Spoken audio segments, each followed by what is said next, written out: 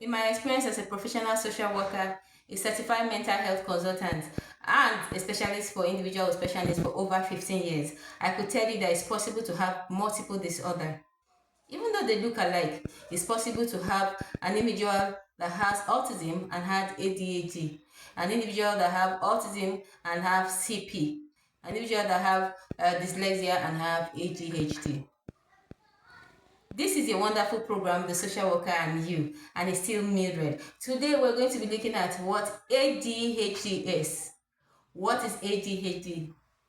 ADHD stands for Attention Deficit Hyperactivity Disorder. It's a kind of challenge that affects both children and adults. Okay? In life, there are so many things that happen to us regularly, but when it becomes over, it becomes a problem. Their characteristics that I'm going to just summarize for people that have this kind of disorder. First, attention drift. They find it difficult to, have attention for a long time. In other words, they could be in class listening. When somebody just shifts a book, they'll turn and look at the book. Before you know, they go back to listening. They remember the TV, the program they watched yesterday. They go back to listening. They have attention drift.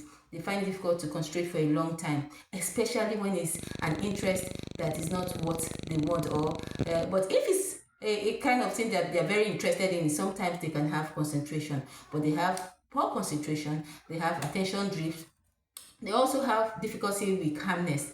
They're always hyperactive. They're going there. Sometimes they are running around doing nothing, but they have to just move around. Sometimes they could start a task. They start another task. They start another task without finishing anyone.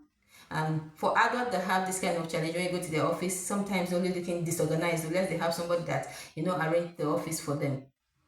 So for children that have this kind of disorder, when you go to the class, you find out that when the teacher is teaching, they are playing, they are pinching someone, they are standing up, they are saying they want to pee 10 times.